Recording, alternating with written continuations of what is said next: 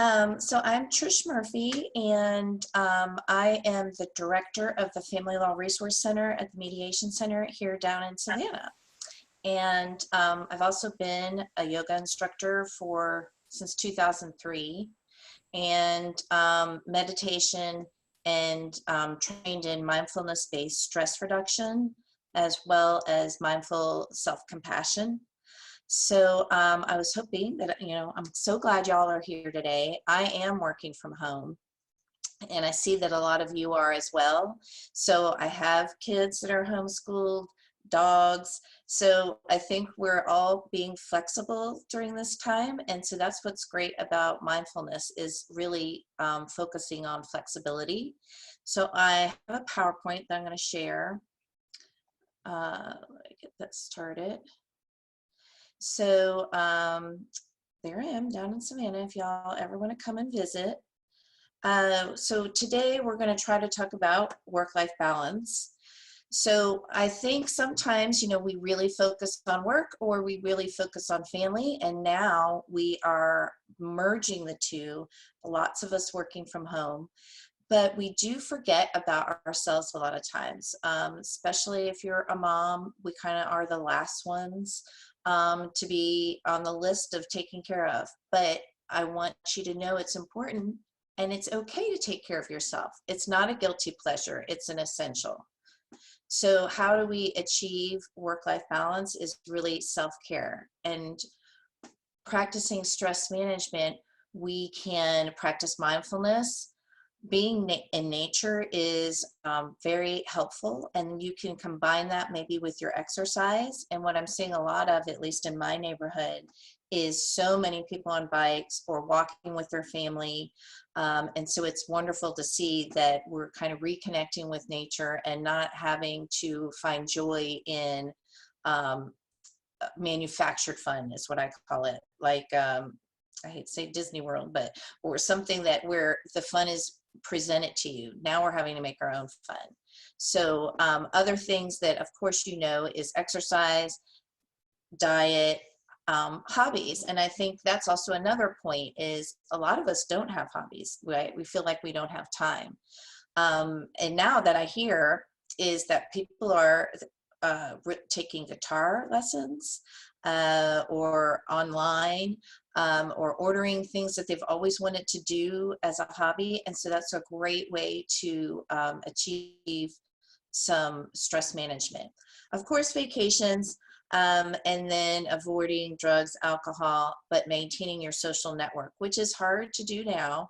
But I hope that even the Zoom, everyone's doing Zoom or FaceTime, that's at least helpful. So what is mindfulness? I think everyone's heard "be here now." And that's really kind of a mantra I like to say in my head if I feel like I'm spinning, running from one thing to the other. Just to slow down, I think of those three words. So mindfulness is paying attention on purpose, in the present moment, non-judgmentally. We're going to talk about each one of those. So paying attention on purpose is your mind full, or are you being mindful? So most of the time we're running, thinking of what we need to do next, planning for the future, or worrying about the past. So when you take your walks in nature with your family, if you can be mindful, and be in the present moment and really enjoying the nature, and you'll start to notice things on a walk that you didn't notice before. How beautiful a tree is, or the wind, or the stars at night. Normally we're power walking with our, for exercise, with our headphones in, or talking with our friends, which is nice, but it's also nice to be in the present moment. So being in the present moment is really just starting to do awareness, observing, noticing, evaluating where you are during the day. So I wanted, if y'all have paper, if you can write out a list of kind of maybe even before you were getting on the Zoom, or even now, what are you thinking about? whatever it is. I need to do the laundry. I forgot about such and such. I'm going to have some errands. I need to finish my brief today. Take a few minutes and just write down everything you're thinking about.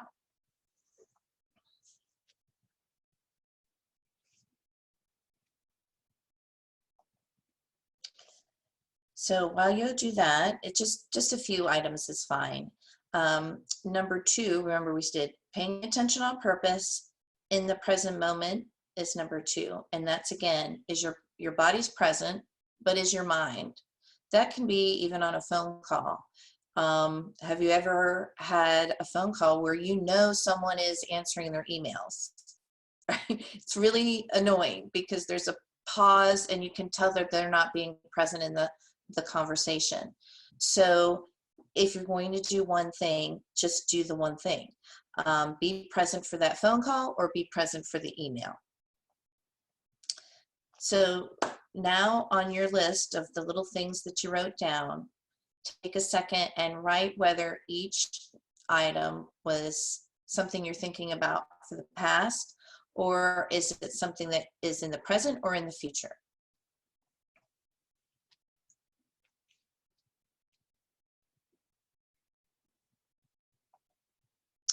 So most of the time where we are is at night trying to sleep. You agonize over what you didn't accomplish today, what you need to do tomorrow. So this is just, I resonated with me. Let's agonize over the past, or maybe we should stress about how we can control the future. Or maybe we could just sleep. But your brain is running. Sometimes I've always kept a pad of paper by my bed. If I ever thought of a good idea, then I would write it down. But sometimes now, if I have a things to do list, I write everything down before I go to bed or before I meditate. And then I'm not constantly rethinking those things when I'm falling asleep or meditating. So how this works is, what is in my control? We can control our thoughts, our words, our actions, our behavior, our efforts, and our mistakes. What we can't control are other people's thoughts, words, actions, behavior, mistakes, or effort. And so this can come into where people find maybe they've been controlling, or you're worrying about what your child's going to do. I have a 16-year-old. He, is he doing all his work for homeschool? Do I need to check on him? Da, da, da. Well, he's very independent. So I give him that independence, and he knows that I'm here if he has questions or needs anything. But I can't take the test for him. I can't do that. I've already done high school. I told him, and I said, these are your grades, and they're going to go on your report card. So I can't control that. And that is a big relief to know that what you can't control, just let it go. And that's really what the next part of mindfulness is. Paying attention on purpose in the present moment, non-judgmentally. And that's where you get to let go of all those stressors. So what I like to do when I put down all my concerns on a paper is I will put it through the shredder. And it's very cathartic to hear that noise. But if you have them right in front of you, just rip it up and put it away. And you have let those thoughts go. So the non-judgmentally part is where I think a lot of women have a hard time. You're worrying about the future, what ifs, especially now. When are we going to go back to work? Now the Supreme Court has put June 12th. What does that look like for me? Well, we can't control, right, what the Supreme Court has said that we need to do. So that we can let go. But what can I do for my office? Okay, I'm going to put together a plan so my employees feel comfortable of when they're going to come back. Those are things that are in my control, is making the plan. But I can't control when the governor is going to open up more businesses, or when the restaurants go open. They opened last week, I didn't go, but that's in my control. So not non-judgmentally is the freeing part, I find. So I thought we'd do a couple mindful breathing exercises today.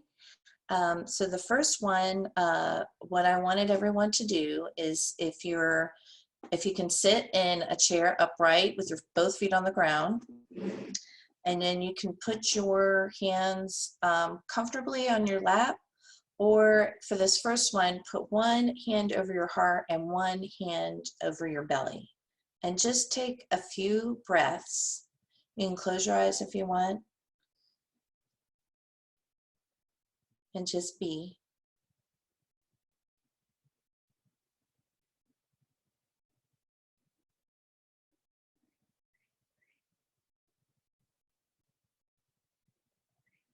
So when you do that, the next, you can open your eyes if you, is how do you notice your breath? Was it shallow?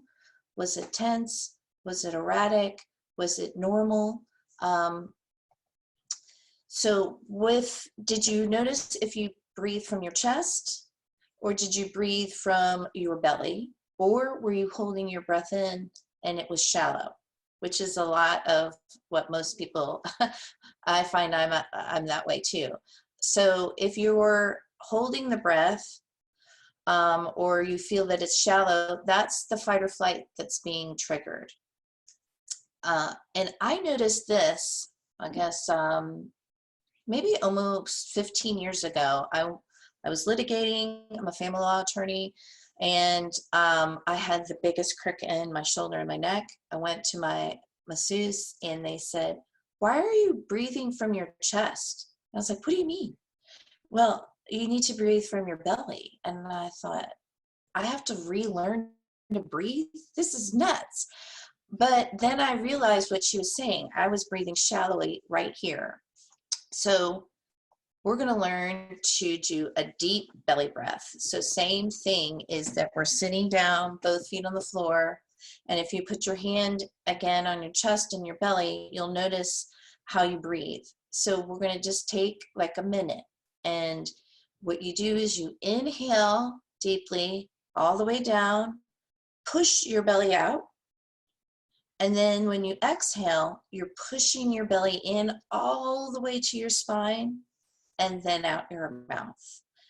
So if you're having a hard time focusing on it, you can either just say to yourself, breathe in and breathe out.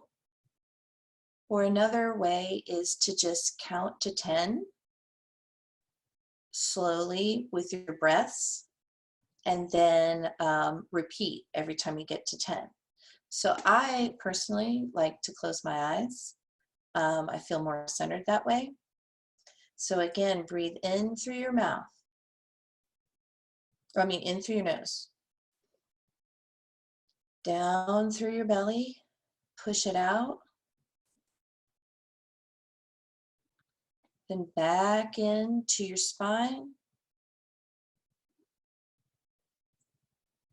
And exhale through your nose.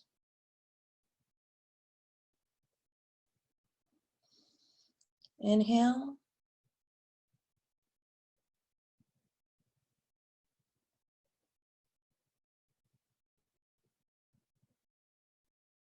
And exhale. And you can do this to your own rhythm, whatever works for you.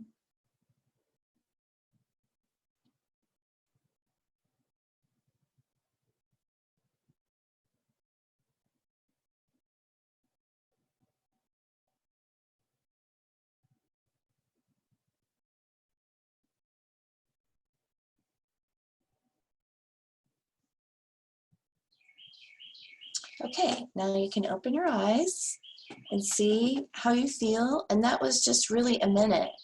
What I do is I use my Apple Watch. You can set it for however long you want. If you're not sure how to do the breathing, it really does. That little flower opens up and closes. It'll tell you your heart rate, and you can see your heart rate before and after, and it will go down. And so I get these reminders on my watch to breathe, because sometimes if I'm really typing and really in the flow of something, I tend to hold my breath, and then I'm like, okay, gotta relax. I did a similar talk to GODR, and someone said, yeah, I have that option on my watch, and I turned it off because it was annoying because it kept telling me to breathe. So, but it's only a minute, and you deserve a minute, and you can take a minute, and no one else is going to know. You can sit there and breathe, and no one would know in a conference room. No one would know if you're sitting at your desk. So just take that time.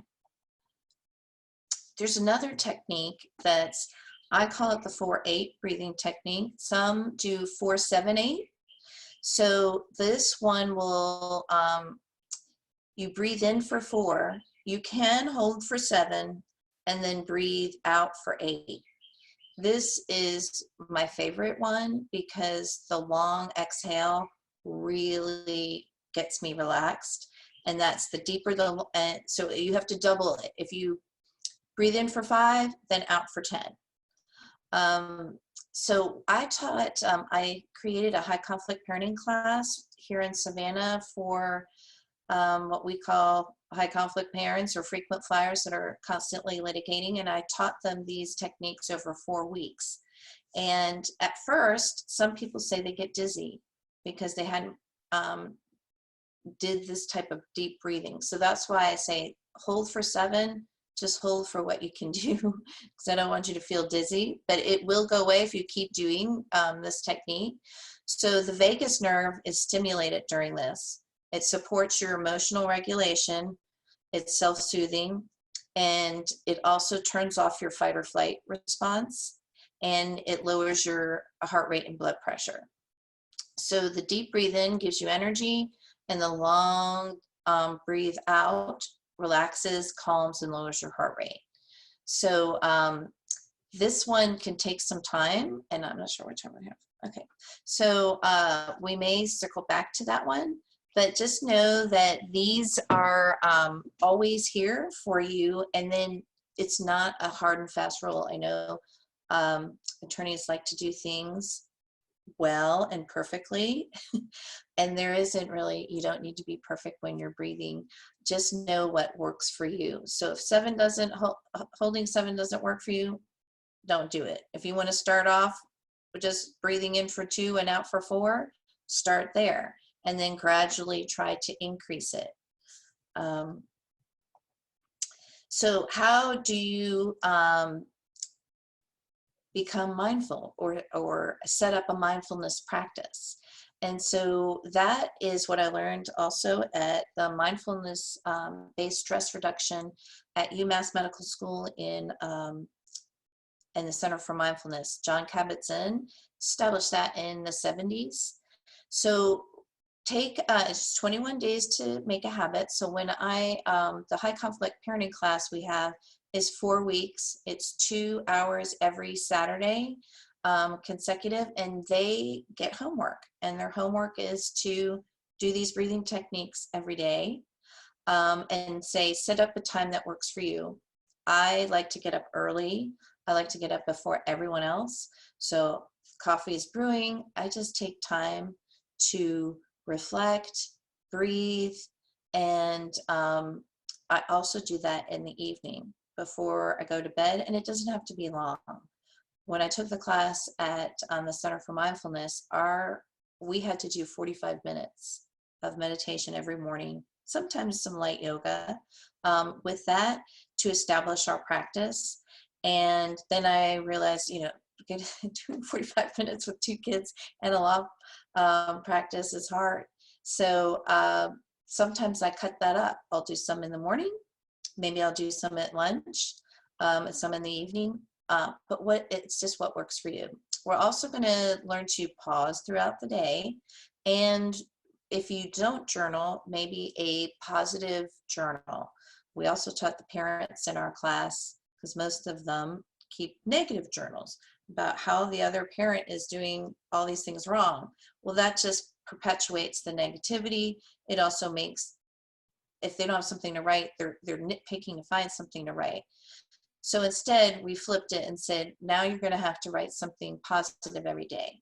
It doesn't even have to be a journal where you're talking about your day, but just something, one thing that you noticed that was good that day. Interesting was the first week, there was several people that said they didn't have anything to write. I said, nothing positive, and it doesn't have to be huge. So I said, you know, on Monday, I drove to my kids to school and there was a rainbow. And that was great. That's a great way to start a Monday. Or you have a wonderful cup of coffee and share it with a friend at a coffee house. You can write that down. It doesn't have to be earth-shattering. But what you do notice is when you take time to put a positive thought down, they come more naturally every day. And that's when you start to be mindful and seeing when you go for a walk. I never noticed that tree, or this tree is blooming, and things start to open up. So if you can, I suggest that, and it doesn't take much time. So the pause throughout the day is difficult, or at least difficult for me. So, you know, we're responding to emails, phone calls, you're going to a settlement conference or mediation, hopefully going back to court soon, meeting with clients, or lots and lots of writing. So take a time, either do your watch, or I'm a mediator as well. What I try to do is when I'm walking between rooms, I take that pause. And maybe I'll do a few calm breaths while I'm walking down the hall to the next room. If I am writing emails and I get a phone call, before I pick that up, I take a few minutes or a few breaths before I answer that call, kind of like a transition. Before I leave the office, before I start the day, definitely when I get to the office, I do a few rounds of breath so I can enter into a positive mindset. The other way, here's a quick, easy way to do some deep breaths. So the other ones, the 4 and 3, and just the deep belly breath is in through the nose and out through the nose. This is 3 deep breaths where you're doing it out of your mouth. So what I like to do is the first few, this is what we do in yoga class, you might not be able to do it in your office, but maybe you can, is that I just let it all go first. So I breathe in and just letting that go is freeing to me. And so I do that.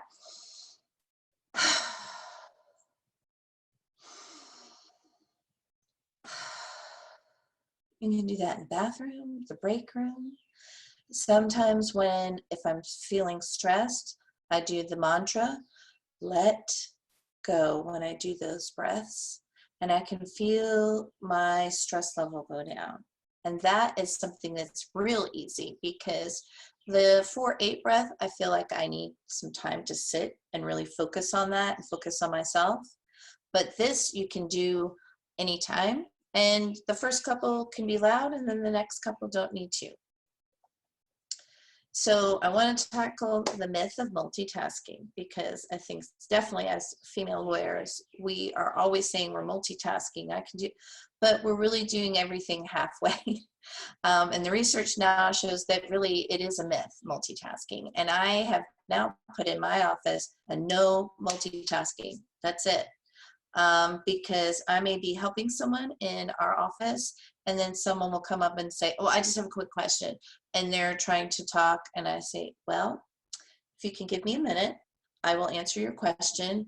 And then I turn to the citizen and let them know it'll be 1 minute, but I can't do 2 things at once. Same thing, we work with pro se litigants that come in and they want to get some paperwork for divorce. I'll get them set up on the computer to work, and their first question is always, well, when will this be done? What, the paperwork? No, they mean the whole divorce. When will this be? Well, we're just getting things started. So I was giving them directions on how to fill out the paperwork, and they're asking about that. So what I do is say, I am not a multitasker, so I can answer your questions, or we can work on the paperwork. Which one do you want to start with? I find if I'm opening something and typing and someone's talking to me, I wind up typing what they say anyways. So multitasking really reduces productivity. More tasks, more mistakes. You won't remember as much because you have your attention split. It can increase your stress because you're feeling like you have to do so many things at once. It also inhibits your creativity because you're not in that flow. And that's the next one, unable to maintain flow. I love to write, so when I'm writing, and if you're in that flow, that's the best part, right? You really feel like you got something accomplished. Well, when you feel like you got something accomplished, think about why. Probably no one interrupted you, the phone wasn't ringing, you didn't have your email or your social media out as well. I have my phone in my office, but I don't really answer anything. I know that I have certain rings for school and for kids. So if I hear that, I know I can answer my cell phone. I also know a lot of attorneys that just set certain times to return phone calls, so they're not constantly interrupted. Okay, I'm going to answer phone calls every day or return calls from 2 to 4 or 2 to 3. Because otherwise they never get in that flow. And this can affect our mood. We can get grouchy if everyone is asking for something of you at the same time. And that's home or at work. And now we've got both, right? So this is actually my neighborhood. And so I found it funny. I had to park down the street because they were in front of my house. And both of those guys were on their cell phones. And then all of a sudden it started back up, they put it away and they dropped. Well, I just wanted to let everyone know, and everyone in Savannah knows this, is they messed up that street. And the whole thing had to be ripped up and redone because it was really bumpy. And I thought, oh my gosh, if their employers knew that they're working heavy equipment, and it was, I would say, not even a minute or two between things that they were doing. So the idea that they couldn't just sit and wait till someone said, okay, go ahead. They both were looking at their phones anytime they had a free second. And so I encourage my kids to say, you're bored? Great. Now let's get creative. Let's do something. It's okay to sit and wait and not have to look at your phone. So that's a good way to practice mindfulness. If you're, I had a picture before when we were traveling, and it was in a Chick-fil-A, and every person's head was down while they were waiting. It's okay to not check your phone while you're waiting in line. Maybe think of all the wonderful things that are in front of you. You can see that people are grouchy, or maybe they're frustrated and they waited too long. So just right there, that's a perfect time to do your breathing. No one's going to see you. You can just do your deep belly breathing and be relaxed in the line instead of anxious. So the next one is the Ditch the Desk campaign is, I'm sure most of you, I would think, eat at your desk or don't eat lunch at all. I used to try to work through the day and try to leave early so I could get home to my kids. Well, that is not working. And so when I went back to an office situation, I said that I'm making a priority is that I'm going to eat. I'm going to go outside at some point, get some fresh air. If you sit at your desk, you usually eat poorly. You need a brain break. If you're eating, you're probably working as well, or you're just on social media. Then you're also you're sitting too long. that my watch does that too, which is wonderful. It buzzes and says stand, and then I do, and then I walk around. Or of course, since we're all overachievers, and it says you have so much to get your ring closed, and you need to walk. I will do that walk, so I win. So I make it. But you feel better, and of course, you're out in nature. You need some sunshine. And I always use my husband as an example. He has an office downtown. He walks to his favorite restaurant. He places the order, and then he walks all the way downtown. He has a special route, comes back and picks it up. Most people call it in, run, grab it, go back. Or if they actually walk in there, then they just sit or stand and wait for it. So this is a good way to get some exercise and let your mind wander, as opposed to just being in work mode. Oh, there we go. I was wondering why they didn't come up earlier. So these are my boys, and what I was so proud of is, we vacation. We don't bring laptops or anything else. We love to be outside in nature and hike. And so they were just sitting there, just taking it all in. And I just love that picture because it was we were in California. But sometimes when we go, like my mom would even say, there was no TV. Like, we don't have TV, we don't have internet when we go on vacation. And they're used to it, and it gets good some time out in the outside and with family. So like I said, I teach this high conflict parenting class, and what they did each was positive journaling, and I did a survey. Did this help change your mindset or give you a more positive outlook each day? And 82% of the parents said yes, it did help. The deep belly breathing, did it help reduce your stress level? 100% of the parents said yes, it helped reduce their stress. They also said they didn't realize how they were breathing and how that really makes a difference. So will you continue with deep belly breathing? Interesting, they said 57%. Well, I'll do it when I feel stressed, is what most people say. Well, if you can make it a habit, then you're not going, oh my God, I'm stressed, I need to breathe. You'll just automatically be there and may not get to that level. Especially like parents that are exchanging children, and they're having a really high anxiety level, and they're worrying about the future. How is that going to affect, when we exchange? Is it going to be nasty? Is she going to be nasty? Is the girlfriend going to be there? All those stresses, if they have their practice, maybe their stress level will be down. At least they'll have the ability to do it before they pick up. But if you do it every day, it'll just become a habit. So the pause throughout the day, did that help their stress levels? And 100% again said yes. That they realized that they were going one to one, place to place to place, and their anxiety was really high. So making them stop and do this. I mean, I actually had them do homework that they have to turn in, and they do this for 22 days. So 21 days makes a habit. And the next one, will you pause as a daily habit? And 100% said yes. So that's great. And if you are in a high conflict parenting situation, and this is helpful, just think of how helpful it will be to us that are not in high conflict parenting, which is a daily conflict.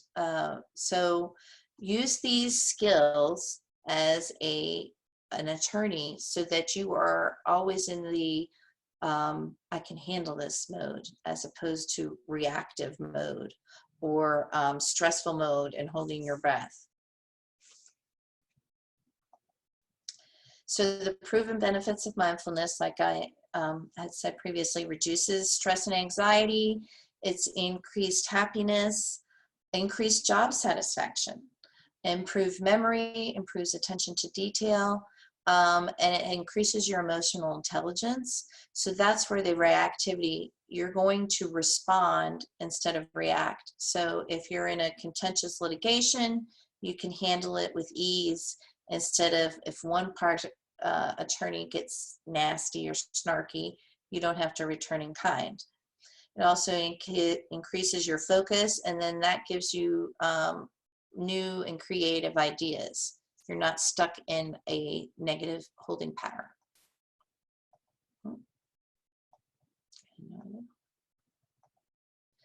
So I thought we would end with a guided breath work. So you can do a lot of these. There's so many apps these days. I've just finished studying mindful self-compassion, which is giving loving kindness to yourself as well as others. But this is one of my favorite that I've done for years. And when you do it, again, you can do it at your office, you can do it at home, you can lay down, you can kneel, you can cross your legs. But since I think most people, well, I saw some people that are at home, so take whatever seat is most comfortable for you, and close your eyes and relax your hands on your lap in any way that you want. And take a second to do some of those belly breaths. And let your shoulders relax. And we're going to start at the top of your head.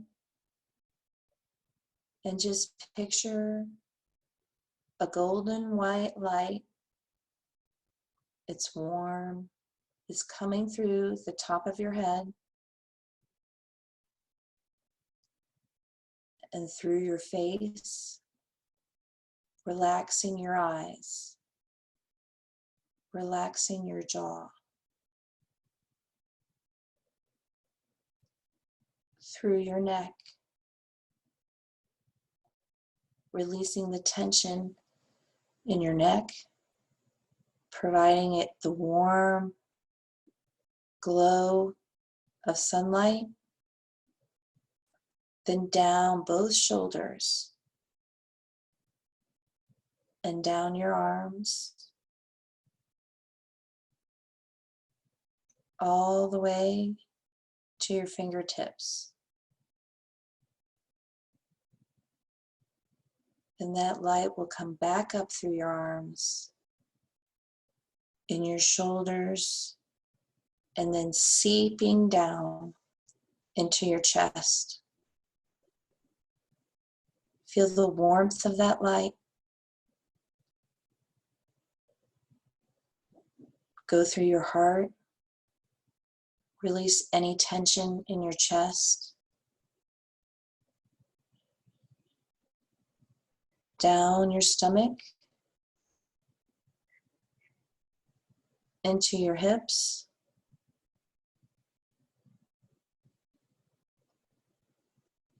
down your thighs, giving some extra love to those knees. The light goes down your legs, through your ankles, down your feet and into your toes.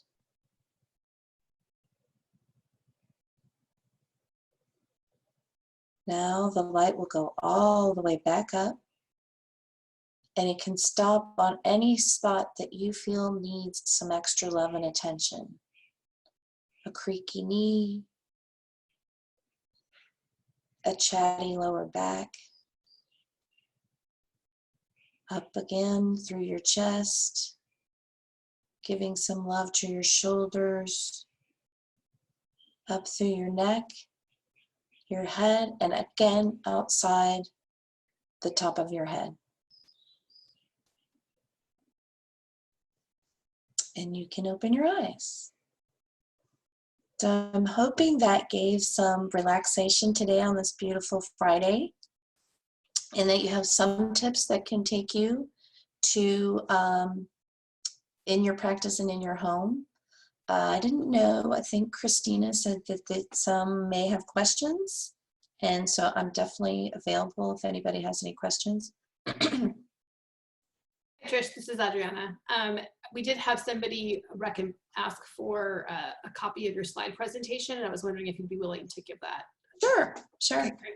So you can just email that to me at gawl.communications@gmail.com. I did send it to Christina already. Okay, I'll get it from her, and then we'll send it out to everyone who attended today who was registered. Great. And I just want to make sure that everyone knows before we ask questions is that we are recording this. So if you don't want to be heard, or if you don't want to ask a question, like, let us know and we can stop recording so that you can feel comfortable asking that question. But just do let us know if you have any questions. And I'm getting some comments here that basically that this was wonderful and thank you so much for doing this, and that it was great. But I'm going to go ahead and let anybody who wants to unmute themselves and ask questions at this point. Oh, I can stop share here. I can do gallery view. And then I can see some chats. Can I do that? Well, thank you everyone for coming on a Friday. And so if you have any questions, my office number, I'll also put my direct email in there because that's just our office email. But if y'all need anything or want to do more just breath work instead of just an overview of mindfulness, I'm happy to do that. But keep it going. I know it's hard. This is wonderful. For those of you who are still on, I just want to remind you that on May 12th, that's a Tuesday, we have a couple of different really interesting programs that we're having at 5 o'clock and at 7 o'clock on the 12th, along with the Stonewall Bar Association, the Georgia Hispanic Bar Association, and a few other bar associations. We are doing some candidate forums. The first one starts at 5 o'clock, and it includes Fulton and Cobb County judges, as well as the Georgia Supreme Court candidates. And then at 7 p.m. that same day, it's DeKalb and a few other counties. I'm sorry, I don't have them all written down, but they are available on the website. You can register for those. They are free. And so I hope to see all of you there who are interested in learning more about the candidates running for judicial office throughout our state. Does anyone have any questions after my little plug?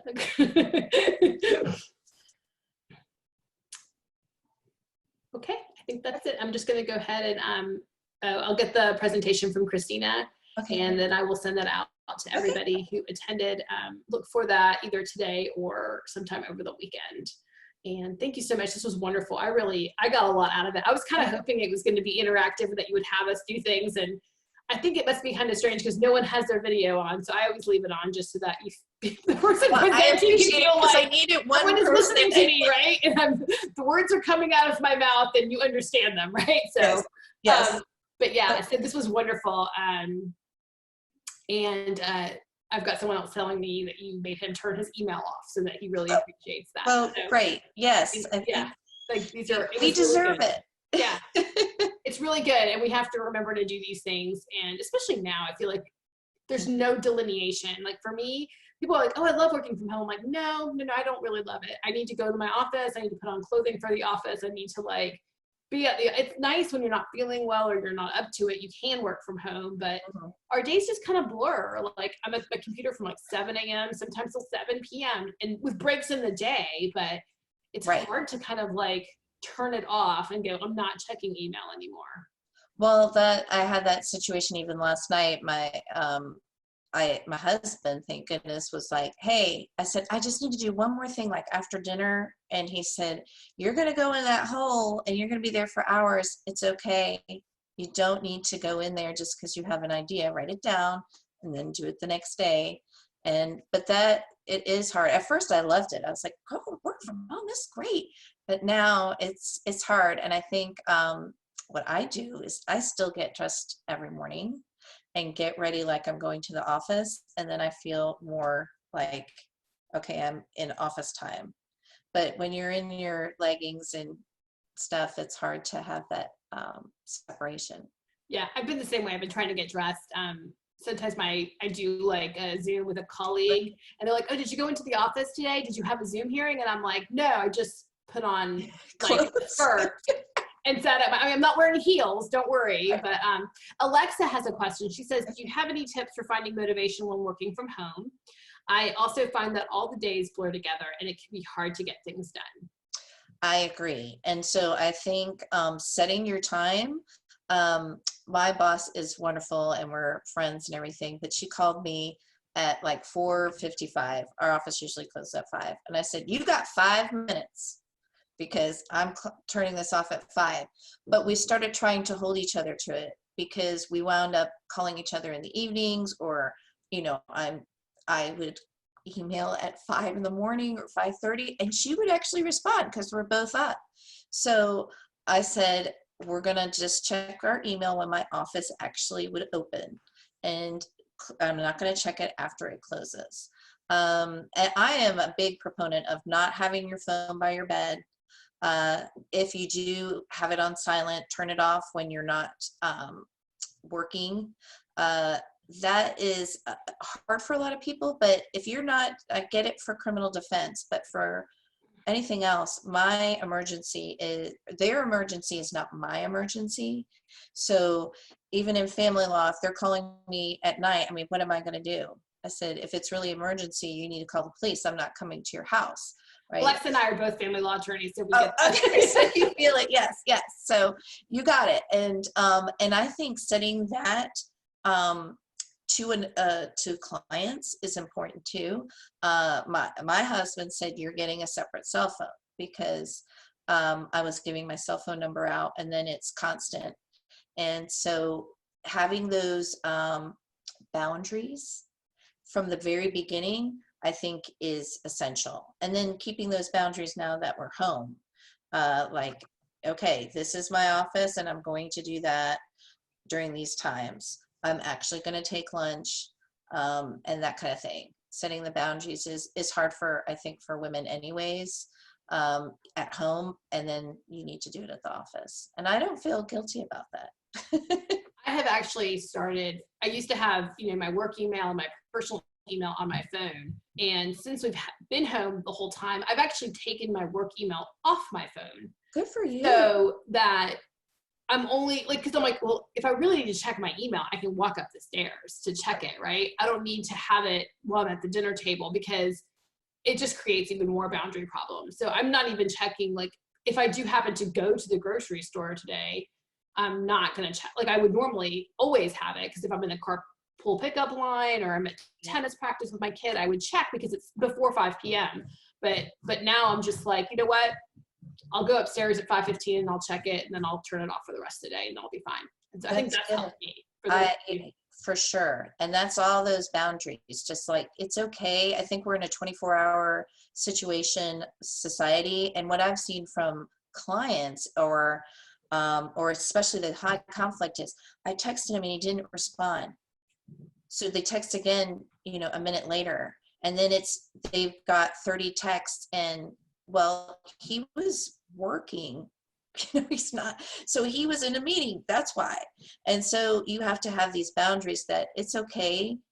We even teach in the high conflict, it actually takes 72 hours to decompress from a stressful event. Wow. So if you're, and I spoke to our judges, because sometimes we say you have 24 hours to respond. Well, then that means you're in a constant cycle of conflict. So we set one parent can respond on Wednesdays and Sundays, because your emergency is not their emergency, right? If it's a real emergency, you're going to call that parent and say they broke their arm and going to the hospital. But soccer practice times, or they're not emergencies. It's okay. And so that's difficult, but to know that it takes you that long to decompress, and then maybe you only have a certain day to respond, is helpful. So hopefully that helps. That was very good. Thank you. It's good to get it from a family law perspective too, because that's my world. Yes. Anyone else? Okay then. Well, this was wonderful. Thank you so much, Trish. I really appreciate it. Well, thank you for having me. I appreciate it, and I hope to meet y'all someday when I come up to Atlanta.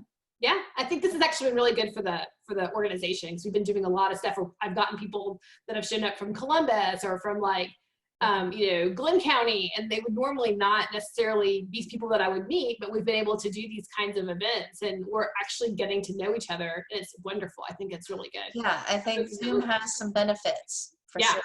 Right? Yeah, I think we'll continue to do some more, even after all this, and we can see each other again. I mean, I think it'll be good to do stuff like this with some. I would love it. Like twice a month, it'll just be easy. So Mm-hmm. thank you so much. Well, thank you. Bye. Have a great day. You too.